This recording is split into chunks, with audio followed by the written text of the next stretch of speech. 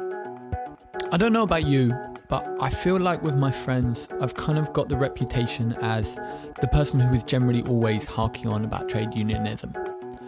The one who is constantly trying to persuade everyone that they should join a trade union and of their importance. And well, it's a pretty frustrating role to occupy. My friends are great, don't get me wrong. They're compassionate, engaged, they care about inequality and social justice. But for them, trade unions just aren't on their radar. They don't see them as something that they could or should get involved with. Something important for achieving the more just and fair society that they all want to realise. So this week's episode is close to my heart as we welcome Eve Livingston onto the Fairwork podcast. Eve is a writer based in Glasgow whose book Make Bosses Pay: Why We Need Trade Unions was released by Pluto Press last month. Our conversation, which I recorded back in the summer of this year, looks at contemporary trade unionism. It looks at what is holding unions back, as well as what they could achieve. It looks at the power and opportunity within collective organising to solve a range of the social, political, economic and environmental issues faced by our global community. But it also looks at where we're going wrong and what we can do about it. Just a note for regular listeners, I've done a lot less sound design than usual this episode, and have left it kind of stripped back. It didn't feel like it fit with the style of the conversation so much, but let me know what you think. As always, I'm really keen to hear from those who listen to the podcast, and my email is in the description below. I'll be back at the end, but for now, I hope you enjoyed the episode. Yeah, so I wondered if we could start off and you could just tell me a little bit about kind of your own personal journey into trade unionism and kind of how you got interested in trade unions.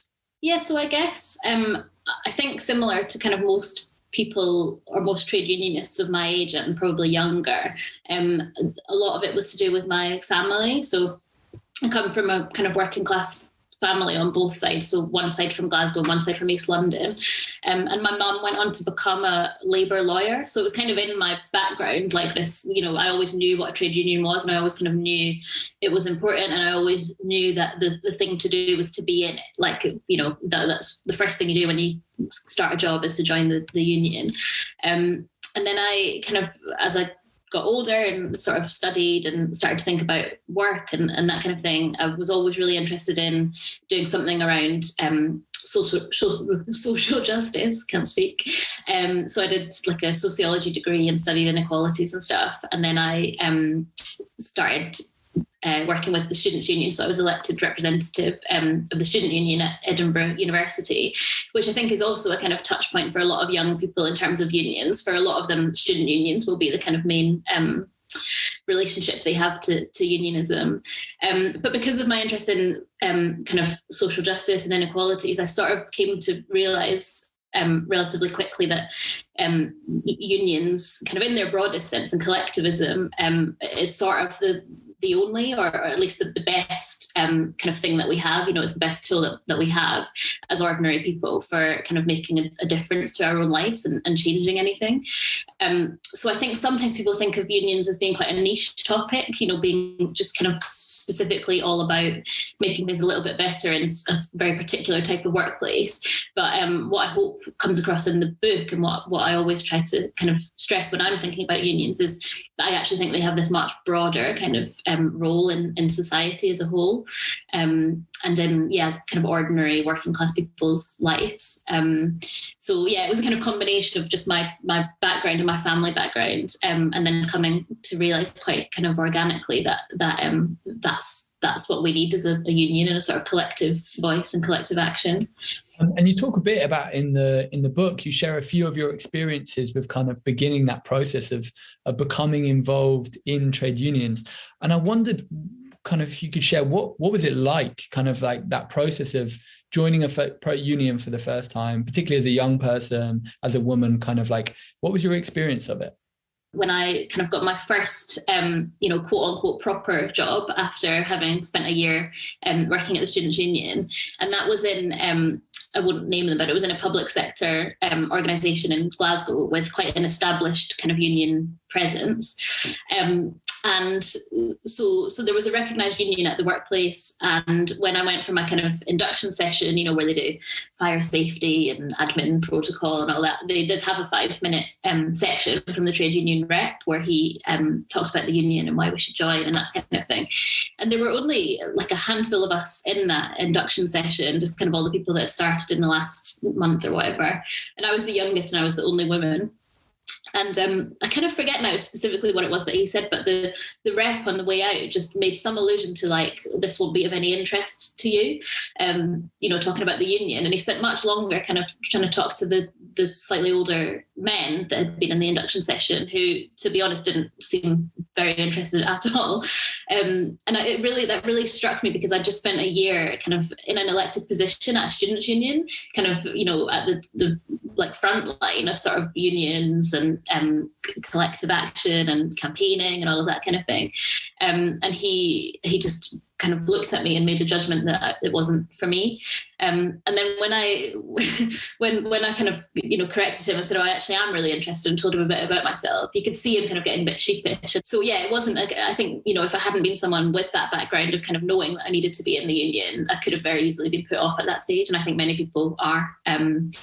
I think it's true that a lot of people think of a union and think of a man like that man, and think of out-of-date shoe polish and old logos and that kind of thing. So yeah, I hope that part of what I try and do in the book is kind of dispel some of that, even if it does exist in some corners still. Yeah, and it's interesting to think of kind of, obviously that's just one example, and a kind of, it's a kind of microcosm, but it's interesting to think about kind of our broader narratives around kind of trade unionism and how it's kind of amongst young people. It does just seem like this distant thing. It doesn't feel like it's such a kind of prevalent and dominant thing within kind of like the discourse surrounding what it means to be a young person in our contemporary labour market. And kind of thinking about that, I kind of wanted to ask you, like, what made you want to write the book, and why did you feel like it was a necessary kind of project to take on? Yeah, so I think the key thing for me was that I felt there was space for a sort of insider-outsider perspective on unions, because I think that because of the kind of attacks that unions are facing from every direction, kind of from the state, from like weakening membership numbers, from kind of anti-trade union laws, all of this stuff. I think because of that context, people who are kind of right in the middle of unions and elected representatives, and that those kinds of people, I think they can sometimes feel very defensive of unions, and rightfully. I understand if you're in that position, that your job all the time is to be kind of defending why they're important and why people should keep joining and why these laws shouldn't exist. So on the one hand, you have that kind of, I think, understandable defensiveness from sort of union insiders. And then I think on the other hand, you have kind of criticism of unions that comes in bad faith. So you see kind of columnists writing, about, for instance, like how women are underrepresented in the union movement. But these are columnists who don't really care about women's representation. They just want to stick to beat unions with. So I felt like there was a gap somewhere in the middle there for someone like me who, is really passionate about trade unions and collective action and kind of unionism in its broadest form, and who truly believes that they are kind of the greatest, kind of vehicle that we have, to also take a critical look at them and say, unions are important, they're vital, we need to be in them, they need to exist and be protected, but there are also a lot of things that they could do, and there are lots of ways that they could change, and there are lots of things they could do differently in the 21st century for a new kind of labour market and a new generation of workers. And so I kind of felt like there wasn't much that existed in that space of kind of, a critical insider. And so, so that was kind of the impetus for it, I think. And I hope people can tell that even where there's sort of criticism or challenges in the book, it's all written with, kind of love and admiration and respect for what unions do. And you kind of like, you choose to focus a lot of the kind of the narrative of the book around kind of young people, and you kind of frame it as this is about kind of why young people need trade unions, but also kind of like from that perspective. And I kind of like wanted to ask why you chose this particular group to focus it on. Yeah, well, one of the reasons for that is that this book is part of a brilliant series actually at Pluto Press called Outspoken, which is targeted towards a younger audience, so like it kind of 18 to 30-year-olds roughly, I think. And so when I was thinking about a book kind of in those parameters, it sort of naturally happened that it was young workers I was thinking about. But I think also that they are just the key group for the future of unions. You know, if unions are going to survive, we need to be kind of educating younger workers about what they are and why they're important, and we need to be getting them involved as members. And the kind of tagline on the back of the book and the way that I've talked about it often is to say, you know, young workers really need unions, and unions really need young workers, because they need that kind of fresh input and insight and experience from people who are experiencing the labour market completely differently from even one generation before them, and who are doing great kind of campaigning work in other realms. You know, so I talk in the book about trying to bring in some of the fantastic kind of gender campaigning and, you know, LGBT to sort of trans inclusive campaigning that's happening in sort of queer spaces and all these other places, and trying to bring that in and make it union work. And you know, there are lots of overlaps between kind of younger workers and their older counterparts. I don't kind of go in for a very strict generational divide. But I do think that a lot of the people at the forefront of that kind of work are younger campaigners and organisers, and I would like to see them kind of getting right in the middle of a union movement and transforming it from the inside. Yeah, totally. And it's, I mean, just like, you know, it was interesting reflecting on it as I read the book, kind of as a young person, kind of we're experiencing the labour market in such a radically different way from older generations, but it doesn't feel like trade unions are part of kind of like our collective vernacular for how we kind of think about addressing these issues, particularly as so many young people these days are kind of, you know, engaging positively in social justice and social transformation. But it doesn't feel like that collective kind of unit of like a trade union is something which we automatically like reach for as a tool to achieve that kind of social transformation. Yeah, I think that's exactly it. And I also think in terms of kind of the like political side of it, in terms of political campaigning and stuff, we've seen for years, you know, for the best part of the last 10 years, young people kind of putting their energy into like party political campaigning during elections and things. And I think it's important that people, you know, even if they didn't see kind of success in that way, you know, maybe the people that were campaigning for Corbyn in the UK or for Bernie Sanders in the US or whatever, I think it's important that energy goes somewhere. And for me, like, unions are the place to put that energy now, because we need to be building kind of institutions that last, you know, not dependent on election cycles, and that have kind of all these things built into the middle of them, you know, solidarity and kind of liberation and all of that sort of stuff. So so I think you're right that there is a lot of energy amongst kind of a younger generation, and I would like to see that being directed into unions. And again, I mean, unions in their broadest form. So if not trade unions, kind of community unions or other types of collectives, but certainly sort of collective action that requires organising and not just sort of activism and campaigning. Yeah, totally. And I wondered kind of like when you were thinking about what kind of unions to reach out for, kind of obviously there's huge amounts of different trade unions and kind of huge number of different sectors which are covered. But when you were kind of thinking about who to reach out to, what were you kind of looking for, and kind of what were the kinds of stories that you wanted to explore within the book?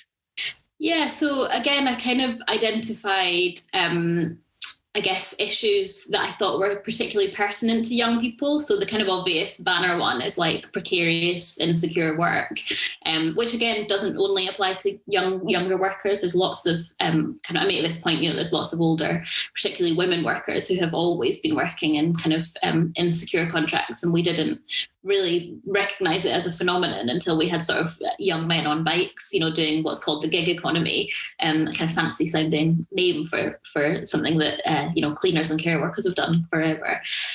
But certainly a lot of young people do work in the gig economy and the kind of precarious sectors.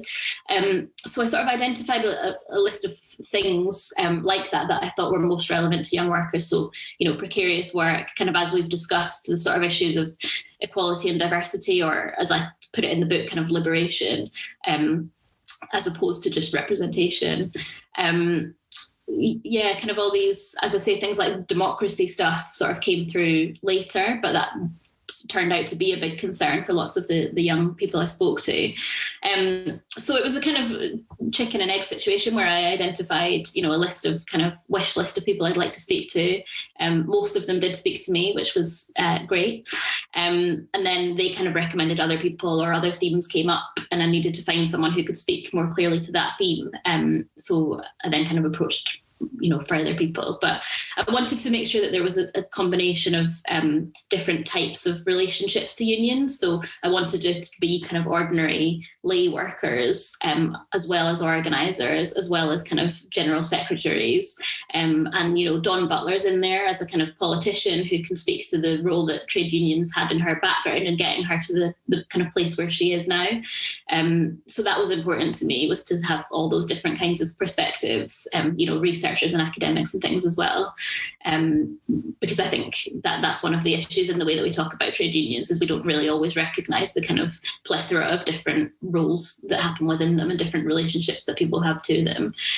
So I hope that comes across as well, the kind of diversity of different relationships there. Yeah, and also within that, like in terms of, I think, one of the things which I really like about you talking in the book is kind of like unions as a kind of vehicle for relationships to form, and kind of as a vehicle for political education. And like a lot of the kind of stories which I thought really stood out for me for the book is people who kind of, had no experience of trade unionism or activism or kind of like social justice, and didn't see it as kind of that they were able to be part of that process, and actually trade unionism as an ability to kind of allow people to gain those skills and gain that kind of confidence. I thought that was like a really interesting part of the book, and which is such a pertinent part of trade unionism as well, like particularly kind of smaller scale grassroots trade unionism as well. So yeah, I thought that was a really powerful part.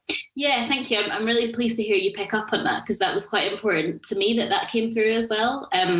Because I think you're right. I think they're, sites of solidarity, and kind of inherent in that is the idea that you'll meet people in trade unions that become your friends for life and change the course of your life. And I think we have to kind of celebrate that as much as we celebrate the sort of whims of, getting a kind of winning a salary campaign or a holiday campaign or whatever. And yeah, there are lots of stories in the book of that, and there are lots that I couldn't include either.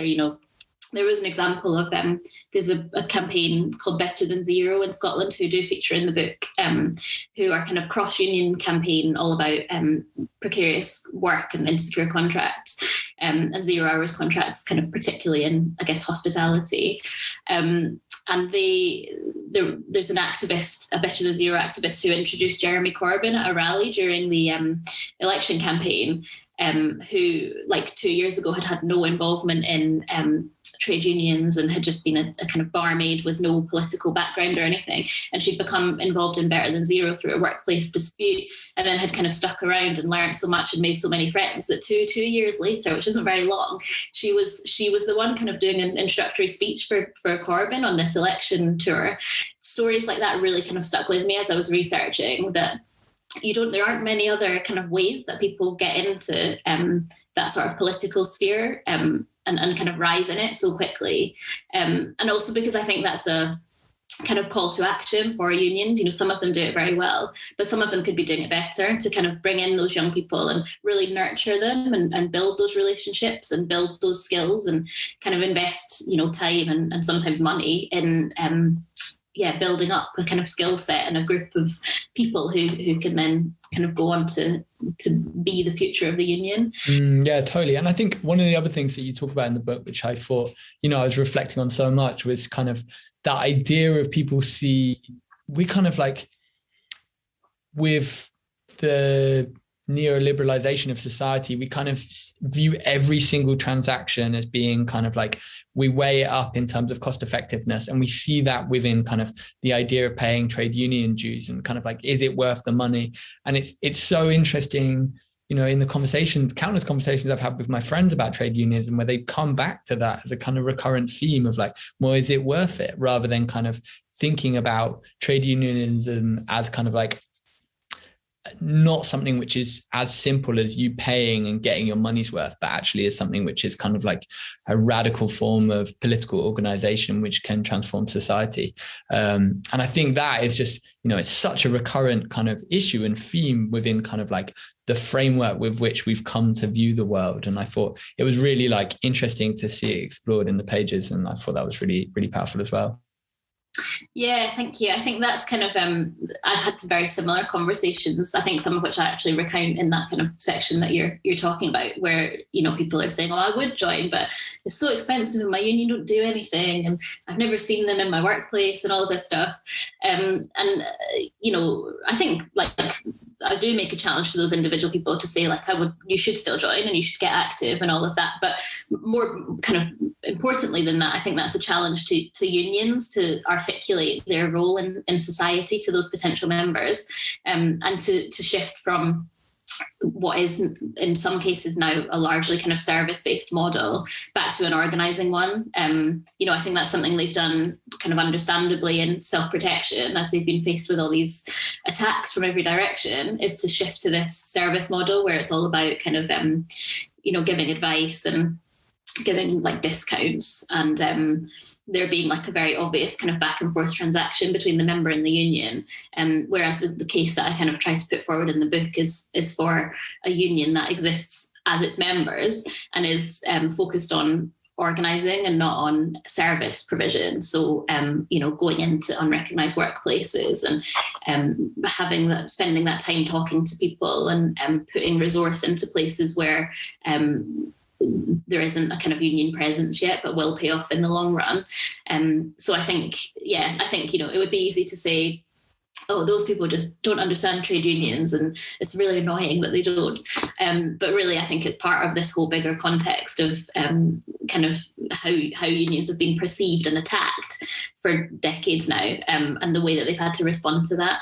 I think it's kind of a bigger issue to fix, but I think there is potential to fix it. And building on that, I kind of wanted to ask, what do you feel is the role of trade unions in society?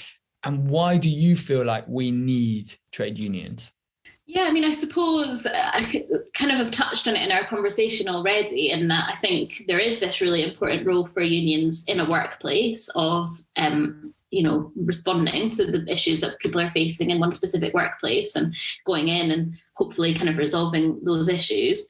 But almost more importantly to me is the kind of wider societal kind of role that unions have. And I think that is just as a collective voice of ordinary people. There isn't really another one. There isn't really another collective voice for ordinary people. There's a lot of collective voice for like business people and for kind of rich people in terms of lobbying and banks and investments and all of this kind of thing. There isn't really another vehicle for ordinary working class people to kind of speak as one and to counter that sort of corporate power that exists. And we see it, there's a lot of evidence that shows exactly that in kind of places where trade unions are really strong, you see quite a direct redistribution of wealth, actually. You see kind of working class people prospering. And actually, sometimes you see like richer people having to redistribute some of that wealth as well. It's kind of quite a direct relationship sometimes. And so I think it really is just that. It's just that they are the kind of best vehicle that we have available to us to kind of speak as one, to counter sort of lobbying and corporate power, and to kind of tackle these sort of inequalities of different types as well, whether that's kind of to do with gender or race or disability or these kinds of issues, which I think lots of young workers are very concerned with. Unions that have sort of an established role within society are great places to advance that work. Rather than starting your own, I would never discourage anyone from starting their own campaign about anything. But I think it's always worth considering, like, if I just start something kind of out on the edge on my own sort of abstract campaign on an island, rather than a union which has kind of, relationships to the state, relationships to workplaces, international relationships, is to some extent protected by kind of legal protections, although not as much as we would hope anymore. I think they can be places where that work is kind of best served and best advanced. So to me, it's just they kind of are what we have, and we have to work with them and make them better and kind of use the powers that they do have. Yeah, completely. And just kind of, I think that idea of as a voice for working people to kind of be able to exert power, like, because, the power of corporations over their workers can be so great. Like, particularly we see this within the gig economy where, workers have so little power. They are often classified as legal, as self-employed, which limits their legal protections. And it is just kind of like, it's so important to think of the way in which we can kind of collectivize and provide some form of counter power to kind of like, improve conditions within workplaces, because workers on their own are just so powerless so often. So I think, trade unions are so important in that regard. Yeah, and that kind of corporate power and the bosses that you're referencing there, they have like really strong class solidarity. They have like, they've got each other's backs big style in terms of like the kinds of organizations that they are part of and the kind of, access that they have into like halls of power and the sort of public imagination. So, it's kind of essential that ordinary people find a way to counter that, or to balance it out at least. Because, when working class people and when unions talk about kind of class solidarity, it's always framed and attacked as kind of class war, as if it's like a bit kind of tasteless and like, I don't know, kind of... radical, I suppose, in a kind of negative sense. But, no one ever talks about the kind of class war that the rich are waging all the time on workers, and the bosses are waging on the people they employ. So I think in that sense, it's pretty vital that we kind of use the vehicles that we have to have that collective voice.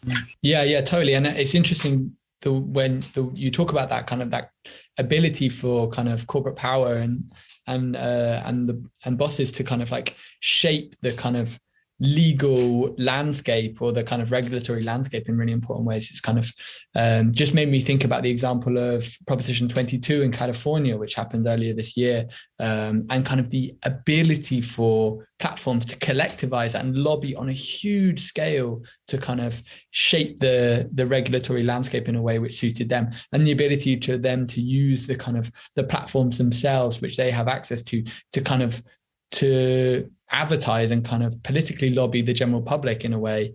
And it's that imbalance of power is so large.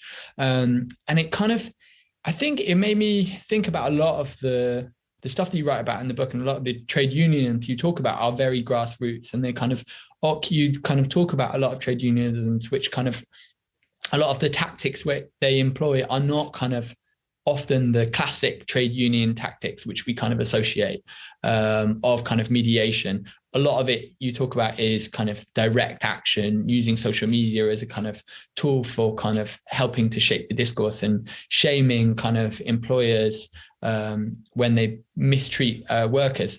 And I kind of, it sometimes feels like the landscape in which we're occupying is so unfavorable to precarious workers.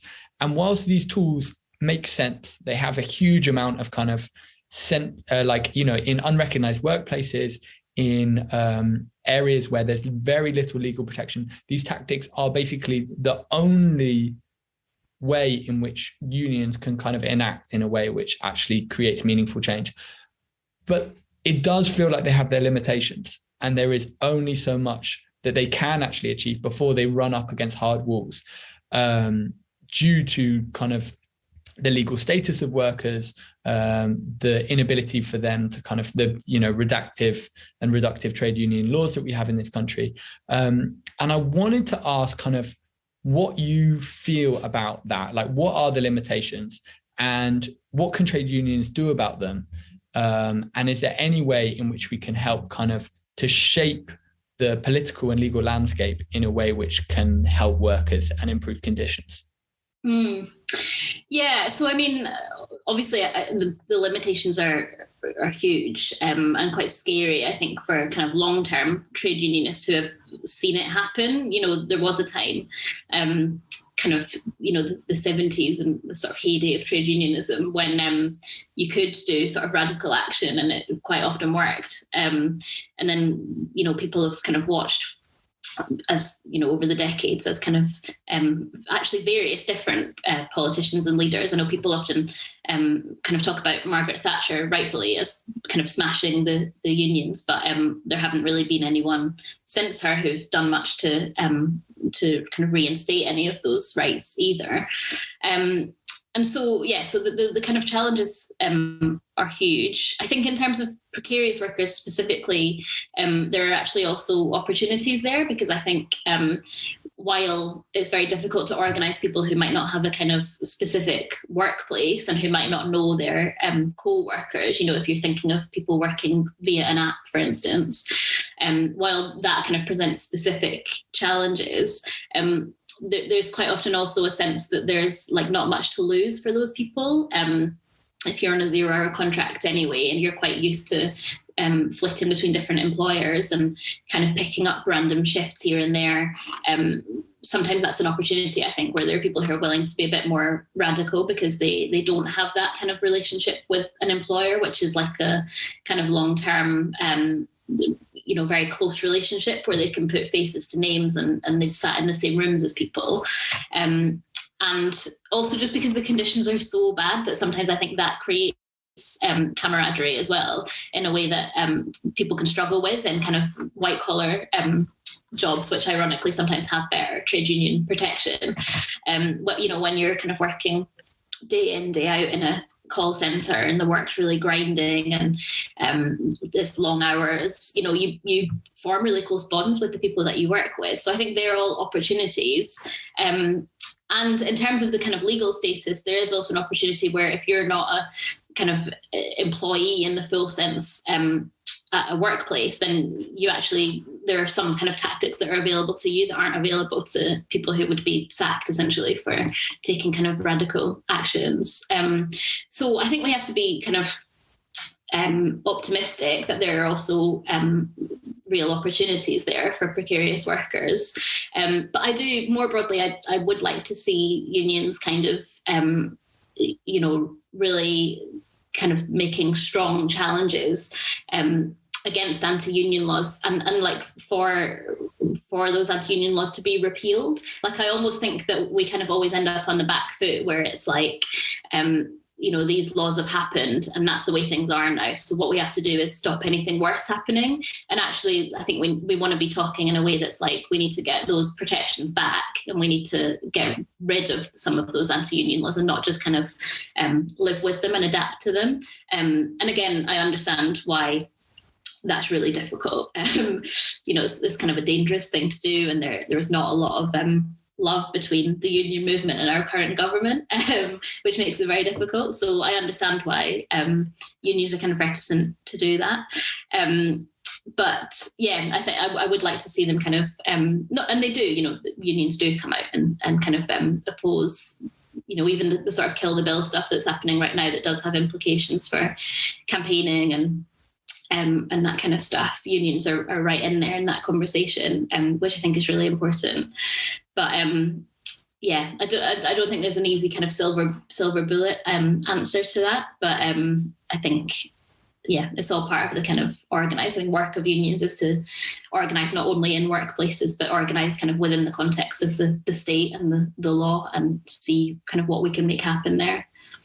Yeah, completely. And I mean, there is huge amount that small scale unions who are very underfunded have been doing, and incredible work that they've been doing to kind of reshape the kind of landscape in which workers find themselves. You know, kind of, we can point to the legal cases brought about classification issues and stuff like that as really powerful moves that unions are doing on a shoestring budget, you know, often having to crowdfund, but which are radically reforming and reshaping the kind of landscape in which kind of workers find themselves, both within the countries in which they're making these legal cases, but also beyond as well, which I think is really powerful.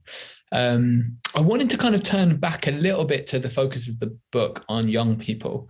And I wanted to ask why you think that a lot of young people are turning away from unions, why we kind of, to go back to kind of our earlier conversation, kind of like why unions don't feel like part of the vernacular for kind of how young people like achieve social transformation, and like kind of what the barriers are for unions to attracting young people.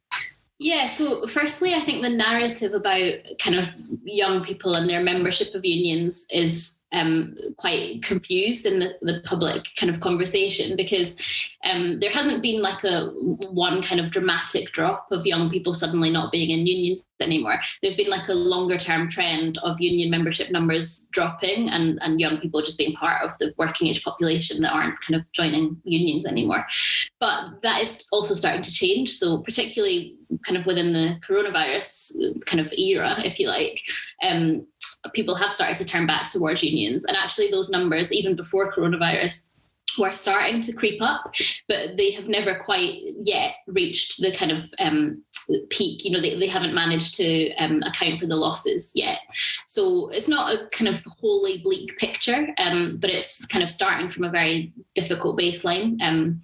So, yeah, I think there are lots of reasons for that. The TUC did a bit of research, which I cite in the book, where they spoke to young workers in kind of different types of jobs about trade unions. And they found that there was kind of a number of different issues, one of which was just that they had very little knowledge about unions. You know, as I mentioned earlier, it was like people who had family members who were union members kind of had heard of them and had good associations with them. But some people just hadn't really heard of them at all. And actually, Claire Copeman, who's the TUC staff member who kind of organised that research and who I spoke to for the book, she kind of recounted a conversation she'd had with one of the research participants who had said, I think they worked in care, and they had said, wow, you know, when you explain what a union is, it sounds amazing. I wish there's one that I could join. And obviously there's multiple that care worker could join, but they just had no kind of idea. It just wasn't in their sphere of knowledge. So there was that. And then there were other issues that they identified. One that struck me the most was just having very low expectations of work to begin with. So, you know, if you're going into the world of work and you're just expecting it to be crap, and you're expecting your co-workers to not be your friends, and you're expecting your bosses to hate you and treat you badly, then like, why would you fight for anything different? If that's what you think the kind of standard is, that's where you think the bar is, then, you know, what is there to fight for, really? So that struck with me. And that's just two, you know, there are more findings that people can read about in that research and in the book. So I think they're kind of the main, some of the main issues of why young people are kind of not coming to unions. It's not to do with negative associations with them. It's to do with a kind of lack of knowledge or awareness, or in some cases just not even knowing that they exist. So I think what, you know, some of the main things that unions can do is just be like visibly winning, like being in the workplaces where young people are, and doing that organising work. And actually, like, sometimes they're not at the moment, because young people are so concentrated in sectors like hospitality, care, retail, those kinds of jobs where that aren't very well recognised or organised by unions. And so I kind of make this challenge over and over again in the book, is that it's a big leap for unions to devote time and energy and resource into these unrecognised workplaces without knowing that it's going to pay off. But I kind of think they have to do it. I think they have to hope that it will pay off. I think it will pay off. And they have to go into those workplaces, and they have to be visible. They have to be telling young people you know, what they do, and they have to be kind of organising and winning. And campaigns like Better Than Zero are a really good example of that, where they just took kind of direct action whenever, you know, a young person would come to them and say, tips. So this is a hypothetical example, but a young person would say my tips are being held onto by my boss, and Better Than Zero would just, kind of put a social media post out about that, kind of naming and shaming, and then they would turn up at the restaurant and campaign outside it, and then the next week the boss would say, yeah, we're changing our policy on that. So that, that's like an oversimplification, but in some cases for organizations like Better Than Zero, that is how it's worked. So I think it really is kind of in some ways very simple about just doing that deep organizing and the visible wins, and that's what creates new trade unionists. It's not kind of discounts or service provision, as we discussed previously. So in the book as well, you talk about kind of the idea of the liberatory union, kind of like, and holding the idea that unions of different types can hold the ability to address some of the kind of systemic imbalances in society and kind of marginality of different groups. And I just wondered if you could talk a little bit about what ways can unions achieve this? How have they succeeded in doing this in the past, but also how have they failed? Yeah, so what I kind of call for in the book is a kind of change in structure almost of unions, which, I kind of describe as having been built in the model of a white straight male breadwinner, who kind of would be expected to earn a family wage and then support his whole family, while his wife kind of stays at home and looks after the children. And that's an oversimplification because there are working class women who have always had to go out and work. But kind of in terms of unions and how they were structured and how, collective bargaining was structured was always around that kind of idea of a man needing to secure a family wage. And so I call for something quite different, which is a kind of structure that moves away from that breadwinner and instead can kind of be a place where what I describe as liberatory politics can happen, which is kind of to move beyond just equality and diversity. So the kind of place where I situate unions in the book is as kind of being in transition between that white male breadwinner model towards a sort of liberatory unionism, but at the moment being quite focused on equality and diversity and representation. So maybe having kind of distinct structures for Black workers or having a disabled workers representative, but quite often those bits of work happening kind of on the margins or in silos and not being sort of the centre of union work. So I suppose like the kind of ideal thing that I see, and there are lots of barriers to this in terms of the restrictions placed upon unions and what they're allowed to campaign on, but would be, taking strike action over a kind of liberation issue. So taking strike action over the treatment of like trans workers in your workplace, or, kind of collective bargaining over like leave for people to go through a transition, for instance. I keep on using the kind of trans example because to me that's just such an obvious example of a kind of really underserved group of people who are, attacked kind of in wider society and probably also within workplaces have a really hard time. So I think unions could be doing kind of a lot more in that sense, because for me, the kind of root of all of that is that, we are kind of working class people in our workplaces. And quite often I think you find people on the left who want to flatten some of those differences and say, well, the most important thing is class. We're all just working class people. But actually, I think anyone who's from a marginalised background will tell you that the way that you experience your class and the way that you experience your gender or your race or your sexuality kind of shape and reinforce each other. So our experiences are all very different, even if we are all kind of one working class. We're all experiencing being working class in a very different kind of way based on all those factors.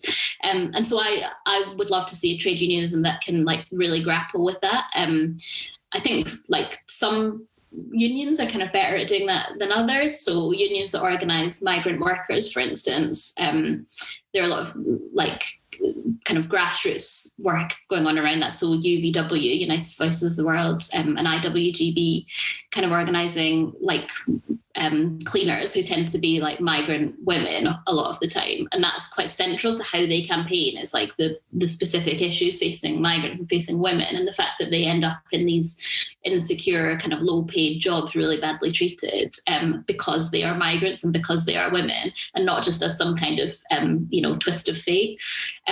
So I think they're starting to give us some quite good examples of how that can work. And then there's some really good examples from the US and stuff as well. I think I talk in the book about the inclusion of sort of queer rights in collective bargaining and how that's happened. And that's a really good example, I think, because in the US, your kind of union or your healthcare is kind of often contingent on your union status, or your workplace at least. So often unions in the US are fighting for really basic access to healthcare. And obviously, if you're a trans person, you need a specific type of healthcare. And your union or your workplace might be the only way that you can access that. And so I think that's a really good example of how your kind of identity as a trans person shapes your identity as a working class person, and vice versa, and how unions can be in that space making that case. So there are kind of things that, in a really kind of big picture way, I would love to see. That's a big ask. There are kind of things that we could be doing in the interim as well.